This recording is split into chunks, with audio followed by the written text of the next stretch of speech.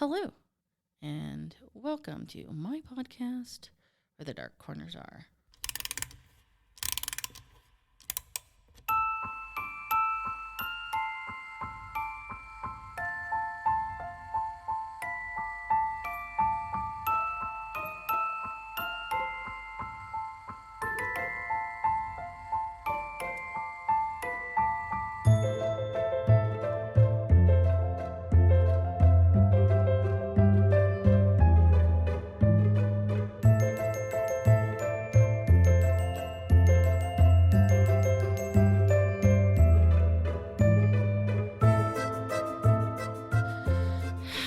Hello. I am Vina, and I am your Dark Travels hostess. Tonight is a very special episode, if you will. Tonight we have two very special guests. So, as our listeners know, we sponsored a trivia night, a Halloween themed trivia night. And as a prize to the winners who won, who beat us, congratulations. This is like half the team here. They were given the option of wanting to do an episode on our podcast. And so I am joined here today with half of the team, Rebecca and Leanna. So hello, ladies. Hello. The other thing I want to kind of point out super quick is we're here in the local library of Susanville.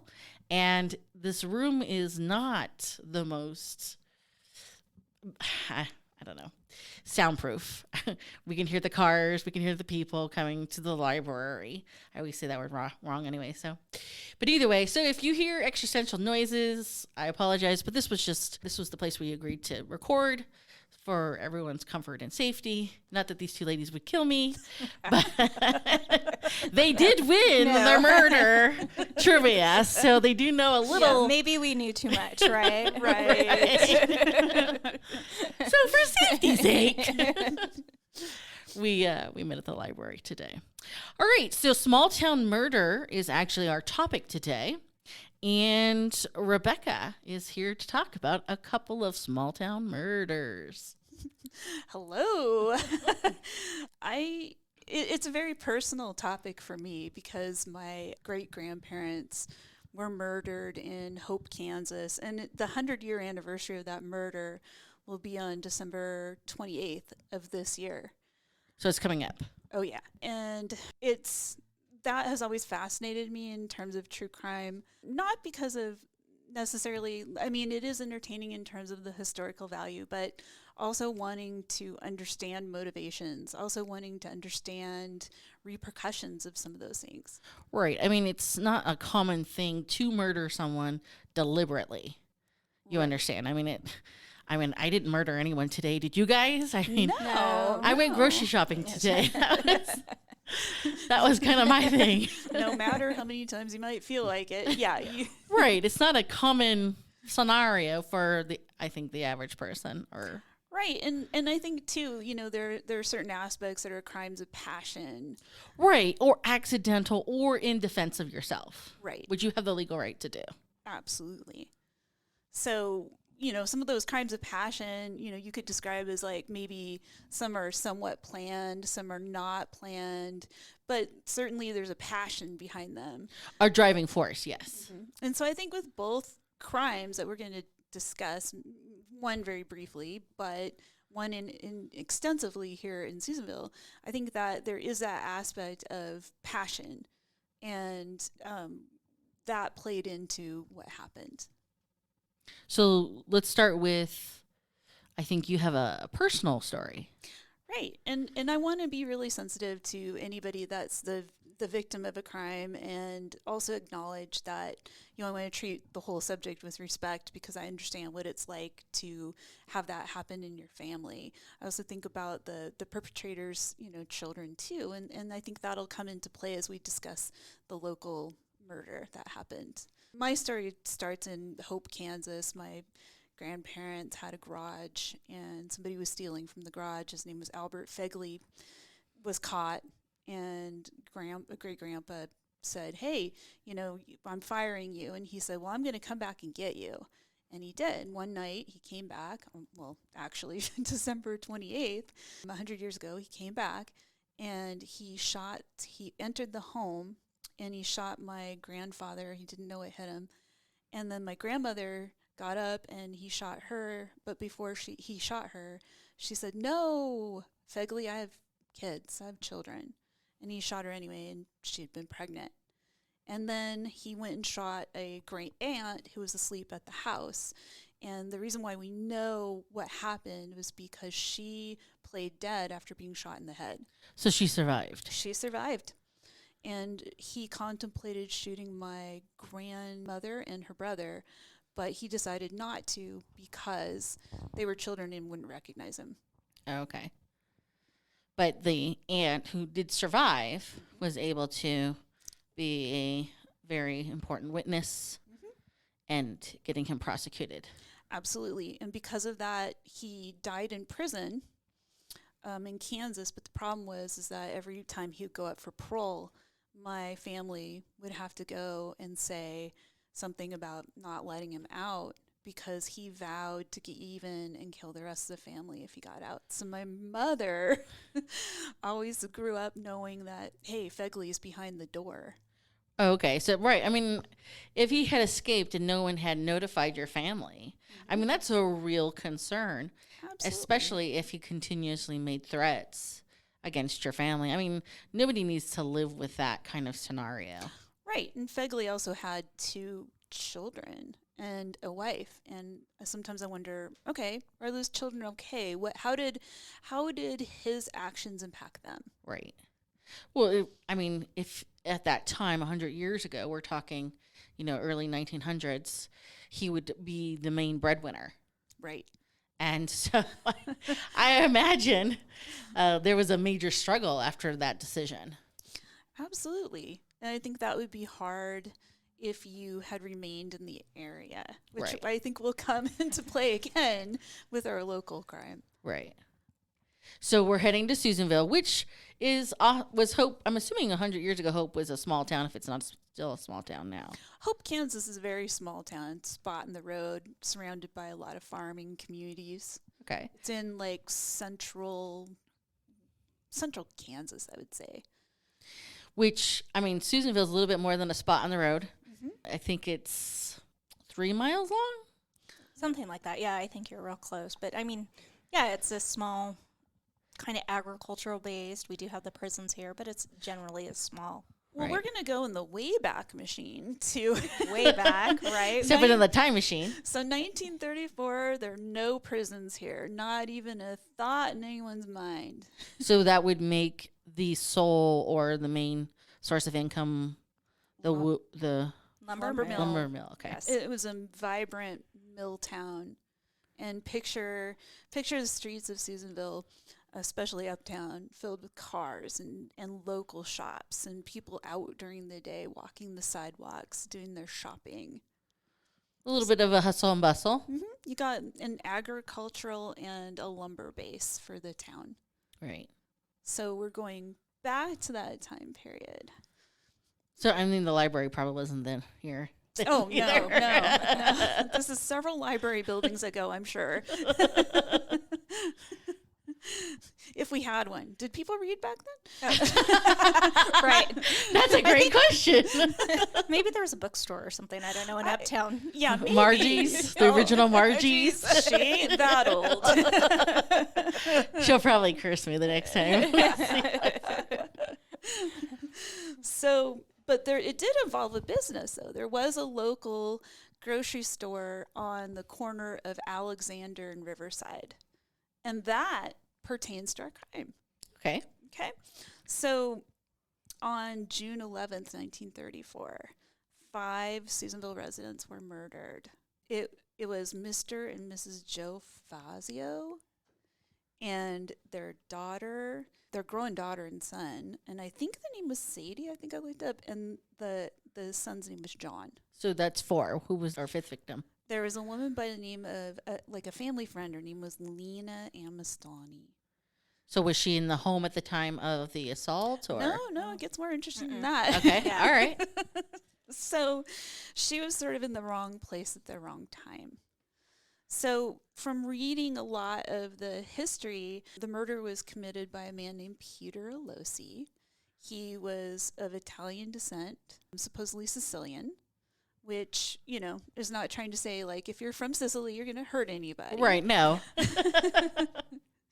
And some reports say he was a relative or a distant cousin of the Fazios, because you're talking about some Italian families. Right. And apparently they were neighbors. So the victims are, and I won't go into too much detail because that's why I didn't want to, I think there's still pictures in existence and historical record, but I didn't want to look at them because that's hard. You're talking about victims or pictures of the crime scene? Yes, and the victims of this crime. Okay, so Leanna actually just brought up, and I'll post this picture if I can find it. Mm-hmm. Is that his arrest picture right there? Yes, that's his arrest picture. So Peter Alosi. So, and he was born in Italy in 1892. So this is from San Quentin, his arrest picture. Okay. Yes. Okay. So the victims are described as being hacked to death with a kind of a big blade. Like a machete. Like a machete. But it wasn't exactly a machete. It was a hand-fashioned blade from what I researched. So Peter made it himself. Mm-hmm. Peter made it himself. Peter built. Peter built. Wow. Wow. We just went there. So there was some estrangement apparently between Mr. Fazio and his wife. And the rumor is Peter Alosi thought that Mr. Fazio was having an affair with Mr. Alosi's wife.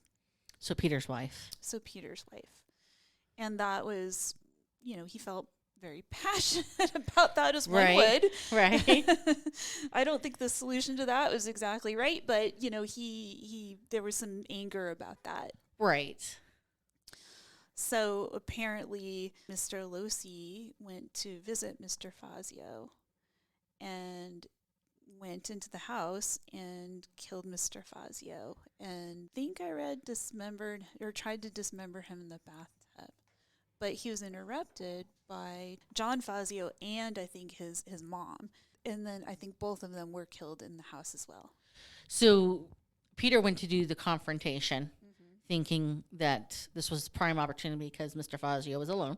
And he probably knew Mr. Fazio's routine and knew he'd be alone. Well, they're neighbors, right. And so was Mrs. Fazio and the children out of the home because you said that they were estranged? They were estranged, but they also ran a grocery. Remember on Alexander and Riverside corner. So he's chopping him up in the bathroom, and Mrs. Fazio and the son walk in mid-chop. Something like that. Right, okay. Right. And so then he also proceeds to kill them because they're witnesses, right? Correct. And he's not exactly done because what happens is that Sadie Fazio was worried when her mother and brother didn't come home, so she's going to check on them. And she went to look for them this is where Lena Amistani comes in. She went to look for them with Lena Amistani. With Sadie. Sadie Fazio went with Lena Amistani to look for her. Okay. Her, brother and mother. Now, do you know the age of the children? Yeah, they were in their 20s, I believe. Okay. So they were older. They weren't young. So, they were really kind of, looking for they were probably doing some business because they ran a family business and wondered, okay, where are my relatives? Hey, maybe they're supposed to work for me or Right. So did this happen in the morning, in the evening? Do you know? I'm not sure. I didn't really read when I think it was in the afternoon. Now, had there been prior confrontations between the two men? Not that I know of, but that doesn't mean I just didn't happen to read that part. Okay. Well, then the reason why I'm asking is, it seemed like they had, for some reason, some heightened sense of concern. If, for example, my husband doesn't answer the text message, I'll be like, whatever. I'm not going to worry about this until 2 or 3 hours where I kind of feel like maybe a response should have been had. But, and again, we're not talking about a time where you can literally text message to Japan in the split second. Right. and get a response. We're talking about a time where communication, something physically had to happen. You called somebody physically on a well, we call a landline phone, or physically see them for some type of communication. I think this is before telephones. I'm just kidding. No, it wasn't. It was definitely for Right. TV, but no, Before cell phones is before instant communication. correct. So that's why I'm questioning why everyone kind of just showed up. Was there prior issues with the father and the neighbor to where they thought something detrimental might happen? I would guess that probably tensions were building. Okay. Probably because I don't know how you get that passionate about things. Right. I mean, if you're like so angry, you bring a homemade machete scenario with the intention to disembody somebody. You're very angry about something. And my other question is, did he have actual proof or just suspicion? I don't think that I don't think he had. I think in many of those situations, like it would be hard to find actual proof. It was Right. probably just a suspicion. I mean, you have a man who was married and had 8 children. Mr. Alosi had 8 children. All right. Well, I mean, he obviously loved his wife. I mean, that would Yeah. be Right. my Well, guess. Yes. So, yeah.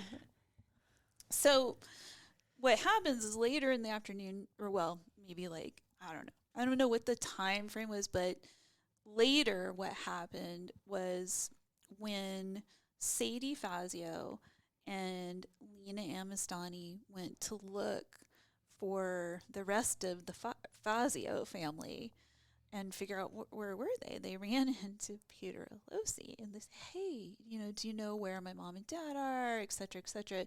And I've read this somewhere where Mr. Alosi said, yeah, they got hurt. They're up, they're all at the hospital when there was a hospital where now the nursing home is. I don't know if you knew that. On Riverside. On Riverside. Or no, I'm sorry. Is it River Street? It is. It's right off that. It's right off Riverside. Okay. And so Or is it River Street? one of I the don't two. remember. Riverside Drive. It's by the river. Riverside You can Drive, see yeah. the river. But that's where there was a hospital, and so that was his ruse, because then he got in the car with Lena Amistani and with Sadie Fazio, and they were driving by the mill pond, and this is where he kills Lena Amistani, the driver of Oh. the car. He kills the driver first because that's smart. She crashes the car and everyone's hurt. But okay. He might have had her pulled aside. I mean, I'm not sure, but Right. he dispatches with her, Mhm. and then he chases down Sadie Fazio and kills her too. And so that's right by the mill pond. So every time you're driving by there, you're going to remember that these events happened there. Right. These unfortunate events. And that's kind of really, I mean, how angry was he to have the anger still so raw that he would kill 2 additional? I mean, there's one thing if you have people happen upon you as you're committing the crime. Right. Different scenario. Absolutely. Not that I'm excusing anybody's murdering tendencies, but then you have a scenario where he's like, oh, I'm just going to go ahead, trick these people into trusting me and, get them alone to kill them as well. I think it's that passion that like you've done a really bad thing, and maybe you want to avoid detection. Maybe your vengeance, you haven't exercised what you feel is your vengeance, right? Right. And I think that just rolls with you, and you're not. I mean, I can't imagine he was thinking about, okay, what's this going to do to my wife and my 8 children? Right. Which is, I think, the definition of a crime of passion, or Well, you're not thinking clearly if you're that enraged. right. I just. And yeah, I would just say the adrenaline and the emotions, and there's no logical reasoning to anything you're doing at that point. There's no, Right. I would want to say that maybe there was, but one would suspect that at that point you've gone so far, there's no turning back, right? Right, and then you have to imagine if you have killed 3 people And the first person you were in the middle of dismembering, you're talking this rage went on for hours. This Yes. wasn't a 20-minute scenario where This wasn't walking in on your wife sleeping with somebody and it was like that. It right. was, No. It was like that, but in slow motion. Yeah, almost. and manifested, I would say. Right. Right. Like festered. It Yeah. must have really built. Right. So here's we're gonna be naming some names in terms of places. There's a guy by the name of Sheriff Levitt, who I can only assume has something to do with Levitt Lake. Right. Right? The community over Yes. there by the prison. Yeah. So what happened was there were two men who found the bodies of Lena Amistani and Sadie Fazio because I think they had seen Mr. Alosi and they felt he was acting suspicious or had some suspicious behavior. Well, did he leave the bodies on the side of the road? Yeah, and they found the bodies. They found these women. And so what happens is when you have a death in the family, the sheriff goes to notify the family members, right? So Sheriff Levitt attempts to contact Mr. Fazio, and they enter the residence and find the bodies of the three Fazio family members. So that's how they all get discovered. Right. Now, did Peter take off with the car? No, actually he didn't. Oh. He decided to walk? I think he was Yeah. nothing to see here. Except he was, the behavior that somebody noticed that he had some like odd or suspicious behavior. So that's why they did catch him. He did confess to the 5 murders, and he blamed Joe Fazio, the Mr. Fazio, for the breakup of his family. So, yeah, he was really passionate about this. Was there any indication that Mrs. Peter was going to leave him? Oh, not that I read, but newspapers back then, I think, really focused on some of the more Sensational parts? yeah, as usual. Well, I mean, if she was... I mean, look, let's be honest. Taking on a woman with 8 kids is a lot. So, I mean, I don't know if Joe would have been interested in that, okay? His kids are kind of already grown. He's already got a wife. Yeah, and with that, reading through the text and different things as you go back, it always says words, allegedly, those kind of things, Right. having intimate relations, those kind of words are keywords. It doesn't ever say affair, it doesn't ever say, or inappropriate, or, those kind of words. They didn't ever outwardly say. This happened was as a an affair. fact. Yeah. Okay. So Sheriff Levitt, upon taking custody of Mr. Alosi, had to protect him from a lynch mob mentality. Okay. So, are we talking about the jail by the old courthouse? I would, yeah, because the jail that we have now is, probably built in the 50s, something like that. So yeah, way prior to the current jail. Yeah. Okay. And with what is being said with Rebecca, the Oakland Tribune actually said something to the effect that he, and I don't know if this is where you're going to go with it, he brought on 40 extra guards that were sworn in to protect Yes. him because of the mob mentality here in Susanville because of this. Well, I can't imagine this town being okay with this heinous crime. I mean, I'm not advocating for the lynch mob, No. but I mean, I guess it comes natural here because Oh no. I don't know if we should dive into that one. so basically Sheriff Levitt had his work cut out for him, and being a good lawman who took an oath of office that he held to, he told the crowd, get this, you have a mob that's ready to kill this man, right. and he's brave enough to tell the crowd, quote, go home and keep calm, period, unquote. So, I don't know if anybody has the intestinal fortitude these days to do those kinds of things. Right. They're probably like, oh, well, I understand you're angry. No, go home and keep calm. Right. Let justice do its thing. Right. And, to some extent, it is a reflection on that sheriff's law enforcement department, trust that we're doing our job and that we will have justice. Right. And apparently they must have, because we didn't have a lynching. We didn't have mob justice. Justice took its course. He was tried. He was sentenced to death. And he was held at San Quentin. And he is buried in the San Quentin cemetery. Do you know when he was executed? Let me see. I think I actually might have. And let's not forget, this was his 1934 here in Susanville. So what are we, 90 years later-ish, right? Oh, and right. I have it. October 5th, 1934. Justice was pretty quick back then, too. So here we are, June, right? 12th, he was... Right, and that's, as far as I'm concerned, a great thing, Yeah, June, July. He did it. He confessed. There's no reason to squabble over the next steps. Unless he was wrongly acquitted, but in this case, we don't have that. So we Right. didn't, it wasn't like an innocent man was executed, however you feel about, the death penalty.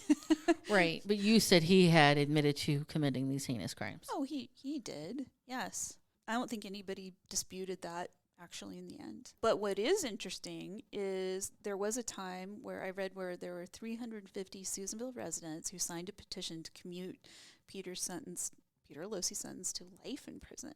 So Okay. he had 350 people that supported him and thought, wow, you had this crime of passion that you just absolutely lost your mind about, apparently. And, we're going to support you in the commutation of your death sentence. Well, and who knows what the population was back then. If you're looking at a population of 1,000, you're talking almost 40% Yeah. of the population saying, well, Right. he did wrong, but maybe he doesn't have to die. Right. Exactly. And for that matter, I was looking to see where the Fazios were buried, but I can't find I don't think they were buried here, but Lena Amwastani is buried here, actually off of Sheriff Katie Lane in that cemetery by the new jail. Okay. And so, I've found her grave in the past, and I've thought, I should leave some flowers. Right. So if anybody wants to do that, just in remembrance of her. In honor. In honor, absolutely. Because I think, you never really truly die until you're forgotten. Right. Well, okay. Wow. So just, again, murder in a small town, but what an impact all these people. I'm kind of surprised that so many people were like, well, he did bad, but I think, it's more than, likely most of those people who signed that petition knew him or his family. right. Or maybe felt very bad for his wife, or might have felt bad for his children. 8 children, yes. I think he might have had 9. I'm sorry, I misquoted that. I wrote down, I thought in my head 8, but I think it was really 9. Okay. So, I believe you're correct when you say 9. So I think there were 9 children in that family. With that, though, just going back to population, you said 1,000, so I did a quick search on that. In 1930, there were 1,358 people in Susanville. So about right. 1,000. So we're talking 350 is still A good portion of that. a good portion. Fifth, would you say? Yeah, that's About a fifth. Okay. Because, So, still. And, that's still a lot. though. that is a thing. In a small town, you get to know the business owners. They know what you like. They know who your family is, especially if you own a store that people had to frequent because yours is the only one in town. Or close to your neighborhood and you don't have a car because it was a neighborhood store. So Right. a lot of people in that neighborhood probably got their groceries there. What did Peter do in terms of career? Or His profession was described as a box maker. okay. So it was believe it was the Susanville Fruit Growers Mill, right? So they milled the lumber and made boxes. Okay. So he worked at the mill yeah, he was a mill worker. of some sort. Yes. Okay. So, okay. All right. Just a lot of history, maybe a little unknown history in small town Susanville, which, I think every small town has some sort of history. And as we can hear, the library activity is picking up. A lot of pounding and running around here. Yeah, there's kids running around outside. Even in the bushes, folks. So, okay, all right. So we'll wrap this up. And pounding on the wall, if you didn't hear that. I think we have kids playing like tag. Yes. hide and seek. Yeah, something's going on right there. Yeah. But it's all good. They're having a good time. So Right. they're smiling. Kids at the library on Saturday are not, that's not a bad thing. Correct. Absolutely. Except for when they pound on the walls or the windows. It wasn't even hard pounding. All right. So on to business. Facebook. We have a Facebook page. And if you are curious and or interested, would like to join the Facebook page, just send us a request. Final thoughts? What exactly is your name on Facebook? Oh, so we're the Dark Corners are.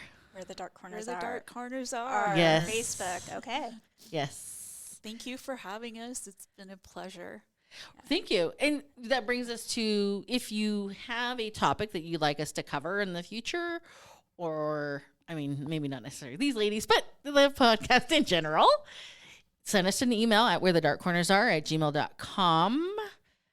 Leanna, thank you for coming. Thank you. Other? No, Rebecca did a lot of the work, and just thank you for involving us in this. It's new for me. It's interesting, so I really appreciate it. Right. Rebecca? Take time to visit the museum in town at Roops Fort. They have a lot of Susanville memorabilia and history there. Come visit your local library. And Tim Purdy is our local historian, and he also has, I think, a website, web presence, and books that are available for purchase, I think, at Margie's Book Nook, and probably through him. So Right, and Margie's is uptown. So if you're driving through the older buildings, not the Walmart, it's what we're talking about. Okay, so until next time, please remember, only the few can find the beauty in the darkness, which is where we hope to see you, where the dark corners are.